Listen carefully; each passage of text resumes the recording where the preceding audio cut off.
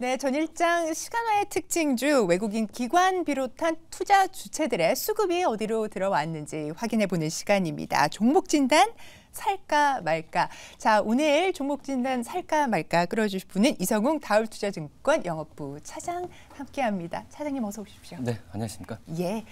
종목 리뷰부터 저희가 봐야 될 텐데요. 지난 화요일 시간외 종목에서 가져오셨던 코콤입니다. 스마트홈 CCTV 관련주라고 볼 수가 있겠고요. 자, 목표가 58,000원으로 제시됐는데 당일 터치를 했습니다. 어제 종가가 5,190원인데요. 코콤 대응은 어떻게 보면 좋을까요? 우선 아직까지는 코콤이 이제 그 테마주는 맞긴 맞는 것 같아요. 지금 현재 본다고 하더라도 이 어떤 행정안전부가 이 CCTV에 대해서 이제 각 시도에 이 설치에 대한 권장을 많이 했었기 때문에 그거에 대한 이제 CCTV 관련주도 많이 좀 올랐던 상황인데, 근데 하지만 실적이 지금 흑자가 나오거나 뭐 이런 상황은 지금 아니거든요. 뭐 그렇기 때문에 저는 이 좀 목표 주가에 좀 터치했으면은 이제 매도하는 관점으로 가는 게 낫지 않을까라고 좀 생각이 되고 있고요. 이 코콤 같은 경우가 이제 이 어떤 CCTV 쪽에서의 비중보다도 스마트홈 시스템 쪽에서의 비중이 좀 많이 크거든요. 뭐 그렇기 때문에 우리나라의 뭐 건설, 뭐 경기 지수, 또 매매 거래량 여러 가지 매크로 지표에 대한 영향을 더 받기 때문에 뭐 CCTV와 관련돼서 주가 올라간 거는 좀 괜찮지만은 이거에 의한 변동성은 분명히 나올 가능성이 큽니다. 그렇기 때문에 이 어떤 그 중장기적인 보유 관점보다도 이 목표 주가 했을 때의 그 차익 실현에 대한 부분을 더 가져가시는 게 낫지 않을까라고 좀 생각이 됩니다. 네, 좋습니다. 자, 시간 외에 수급 들어온 특징주 바로 살펴보도록 하겠습니다. 박재은 아나운서 준비했습니다. 네, 시간의 특징주 흐름부터 알아보도록 하겠습니다. 삼성전기가 미국의 자동차 업체와 함께 이제 카메라 모듈 공급 체결을 했다고 하는데요. 관련주의 흐름이 좋았습니다. 먼저 옵트론텍 9.98% 상한가까지 올라온 모습이고요. 관련해서 캠시스도 9.95% 오른 모습입니다. 올리패스의 경우는 장 마감 후에 유증 소식을 전하기도 했는데요. 이에 따라서 9.84% 강하게 상승 탄력 보인 모습입니다. 최근 국내 대기업들이 로봇 시장에 대거 진출에 나서고 있죠. 이에 따라서 시장 확대 기대감이 점점 더 커지고 있는데요. 관련해서 이렌시스 5.26% 올랐고요. 유로메카는 3.48% 오른 모습이네요. 지금까지 시간의 특징주 알아봤습니다.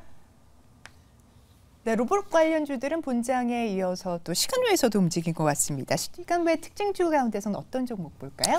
옵트론텍을 좀 봐야 되는 그런 부분인데, 네.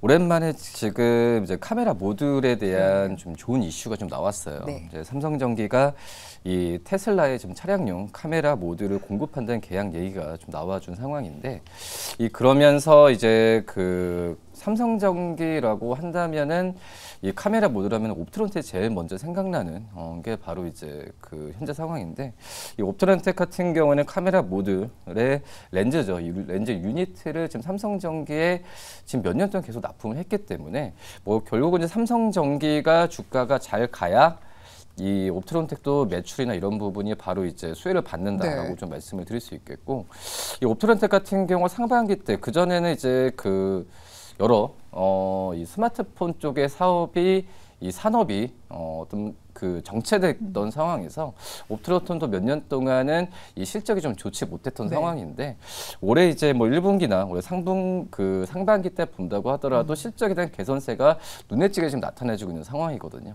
뭐 그런 점에서 봤을 때는 이 옵트론텍의 주가에 대한 부분이 이 7월 말부터 주가 좀 반등세를 좀 많이 보여주는 상황에서 저는 이제 이런 이슈 그리고 이제 실적에 대한 개선세를 봤을 때는 한번 매수 관점을 접근해도 괜찮지 않을까라고 좀 생각이 되고 있고, 이 어떤 이제 이 스마트폰 카메라 모듈이 아니라 결국은 봤을 때는 이제 향후에는 이제 전장형 쪽에서의 이 모듈에 대한 그 실적에 대한 개선세를 더 지켜봐야 된다라고 말씀을 드릴 수 있겠는데, 실적으로 이제 뭐 ASP나 단가 부분이 일반 카메라 모듈보다는 좀 많이 비싸거든요. 네. 뭐 그런 점에서 봤을 때 이 전장형 쪽에서의 이 매출에 대한 확대 이런 부분을 더 더욱더 관심 있게 봐야 되는 게 맞지 않나라고 좀 생각이 됩니다. 이번 뉴스플로우 관련해서 삼성전기보다 더 변동성 좀 빠르게 더 상승 탄력을 더 빨리 받을 수 있다고 보시는 건가요? 제품 대기업. 그렇죠. 어떻게 보면은 더욱더 가벼운 어떤 네. 종목이라고 좀 볼 수 있겠고, 그리고 이제 단기 순이익이 이제 흑자 전환했던 부분에 있어서 그러니까 스마트폰 쪽으로 보면 안 돼요. 이제는 이제 전장형 쪽에서의 실적에 대한 부분은 더 챙겨 보면서 접근하는 게 네. 맞지 않을까라고 생각이 되고 있고, 어제 시간으로 거의 상한가잖아요. 네. 오늘도 이 큰 폭의 상승세가 좀 예상이 되는 좋습니다. 상황입니다. 가격 전략은 어떻게 확인할까요? 근데 이제 이 전장용 이제 모듈이나 이런 부분은 저는 테마는 아니라고 좀 생각이 되고 있거든요. 뭐 그렇기 때문에 이 중장기적 보유 관점으로 좀 갖고 가는 게 맞지 않을까라고 좀 생각이 되고 있고, 뭐 1차적인 목표가는 3,000원을 말씀을 드리지만 3,000원 돌파했을 때는 추가적인 매수 관점 말씀드리고요. 손절가는 2,500원 말씀드리도록 하겠습니다. 네, 옵트론텍 목표가 3,000원으로 제시됐습니다. 목표가 터치하면 추가 매수 관점 네. 말씀을 주셨고요. 자, 그러면 외국인 기관 어떤 종목 담았는지 확인하겠습니다. 네, K라면의 인기에 힘입어서 오뚜기의 시총을 뛰어넘은 종목 알아보도록 하겠습니다. 삼양식품 15거래일째 외국인이 담고 있는 모습이고요. 피부 미용 의료기기 전문 기업 이루다 지분을 품으면서 관심이 집중된 기업입니다. 클래시스는 14거래일째 매수 들어오고 있습니다. 전 세계 우주기관들이 12월 한국에서 모인다고 하는데요. 이 중심에는 한국항공우주가 있고요. 7거래일째 매수 들어오고 있습니다. 6거래일째 매수 중인 라온테크도 확인을 해보시면 이 검증된 국산 로봇으로 관심을 받고 있습니다. 다음으로 기관의 특징주 알아보도록 하겠습니다.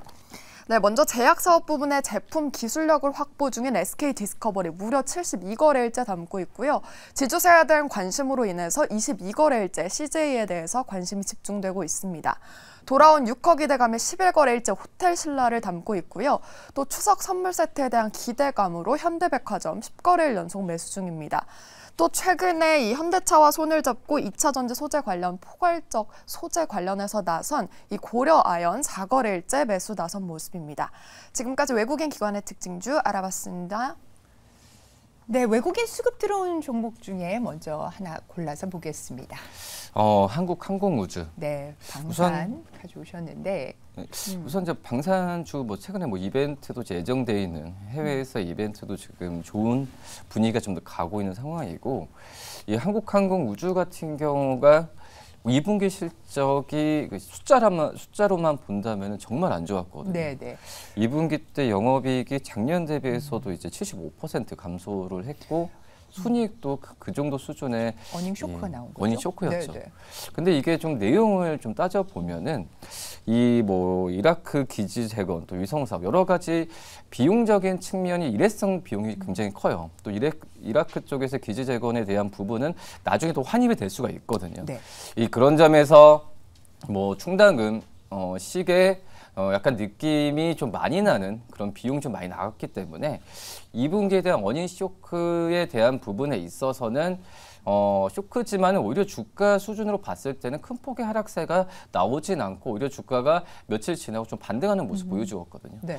그만큼 이제 그 전에 이제 2분기 실적에 대한 우려감이 뭐 주가에 저는 많이 반영이 됐다고 생각 안 하고 있고 어느 정도 좀 예상이 되지 않았나라는 생각이 되고 있고요. 말씀드렸다시피 이제 이거에 대한 환입이나 여러 가지 부분을 본다고 한다면 이 3분기나 하반기 때 실적은 더욱더 높아지겠죠. 뭐 그런 점에서 봤을 때 뭐 이제 외국인 쪽에서도 이 한국항공우주 물론 이제 방산에 대한 관심이 다시 한번 좀 일어나는 시기이기 때문에 매수 관점도 있긴 네. 하지만 이 한국항공우주의 실적에 대한 부분에 있어서 이제 바닥이라는 인식이 있기 때문에 이런 매수나 이런 수급적인 요인이 들어오지 않나라고 좀 판단되고 있고요. 지금 현재 본다고 하더라도 뭐 3분기도 그렇고 이 내년에도 이제 폴란드 쪽에서의 이 FA에 대한 이 인도에 대한 부분이 착실하게 좀 진행이 되고 있거든요. 뭐 그런 점에서 봤을 때는 이제 한국항공우주를 지금은 어떻게 보면은 이제 한국항공 자체보다도 방산주 개념으로 좀 접근하는 부분이 더 있는데 시적이나 여러 가지 면에서 봤을 때는 충분히 매수관 좀 접근해도 괜찮지 않을까라고 좀 생각이 됩니다. 네, 방산업종 중에서는 하반기에 가장 실적이 좋을 것으로 또 기대를 하고 있더라고요. 항공우주에 대한 말씀을 주셨는데 지금 가격 접근은 어떻게 보면 좋을까요? 우선 증권사 같은 경우가 이제 목표 주가를 네. 지금 8만 원을 제시하고 있거든요. 근데 지금 현재 PBR 기준으로 4.5배를 주면서 이제 그 8만 원을 네. 하고 있는데 뭐 한국항공우주처럼 이제 기체와 관련된 기업들 같은 경우에는 이 PBR을 원래 좀 높은 수준에서 멀티플을 적용하거든요. 네. 뭐 그러기 때문에 8만 원을 제시하지만 1차적 목표가 5만 4천 원 좀 말씀을 드리고 돌파했을 때는 좀 추가 매수 관점 말씀을 드리고 이제 손절가는 4만 5천 원 말씀드리도록 하겠습니다. 네, 한국항공우주에 대한 가격 전략까지 확인을 해보셨습니다. 자, 오늘 저희가 바로 오늘장 공략주로 좀 넘어가 보려고 하는데요. 이성웅 차장님의 오늘장 공략주 공개해 주시죠. 한샘 말씀을 드리도록 하겠고요. 네네. 한샘 이제 8월 초부터 주가가 상승세를 보여주면서 조정을 거의 안 받고 있어요. 네. 그 조정 안 받는다는 얘기는 추가적인 매수 관점이 그 신호라고 좀 판단되고 있고요. 간단합니다. 그 주가가 보유자가 지금 팔지 않으면 100% 떨어질 일이 없거든요. 네. 그러면은 이 정도의 차익 실현이 안 나온다는 부분은 기존에 매수했던 보유자는 그 이상의 가격을 보고 있다는 얘기고, 그다음에 이제 한샘 같은 경우에 아시겠지만은 가구에 대한 이미지가 크잖아요. 근데 지금 최근 같은 경우에는 이 즉시공이라고 해서 뭐 철거 그리고 이 마지막에 한샘 제품으로 하는 이 즉시공 패키지에 대한 수요가 좀 많이 늘어나고 있어요. 뭐 그런 점이 2분기 때도 흑자 전환의 가장 큰 요인이라고 좀 볼 수 있겠고, 이 그런 점에서 여러 가지 한샘이 가구에 대한 어떤 이 기업이 아니라 이 내적으로 이제 인테리어 종합회사로 이제의 이 건축 기자재 종합회사로서의 느낌이 많이 강하거든요. 뭐 그런 점에서 본다고 하더라도 또 이제 이 4월부터 주택 매매 거래량이나 여러 가지 선행 지표도 좋아지고 있는 그쵸. 상황이기 네. 때문에 이 부분이 주가에 지금 착실히 잘 반영이 되고 있다 이렇게 말씀드립니다. 영업이익이 4분기 만에 흑자 전환했다라고 하는 포인트도 더불어 있는데, 자, 그러면 가격 전략 한번 확인해 보겠습니다. 어제 5만 8천 원에 끝났어요. 근데 네. 이제 말씀대로 조정 안 받는 상황에서는 충분히 매수 관점으로 접근을 해도 괜찮다라고 좀 생각이 되고 있고요. 1차적인 목표가는 이제 6만 5천 원을 말씀을 좀 드리도록 하겠고, 손절가는 이 5만 원, 5만 3천 원, 5만 원 사이, 그러니까 5만 원 정도 이제 말씀드리도록 하겠습니다. 네, 좋습니다. 자, 한샘 목표가 6만 5천 원으로 제시됐습니다. 오늘 종목 진단 살까 말까에서는 옵트론텍, 한국항공우주 그리고 한샘에 대한 투자 포인트 짚어주셨습니다. 자, 오늘 도움 말씀 주신 이성웅 차장님 대단히 감사합니다.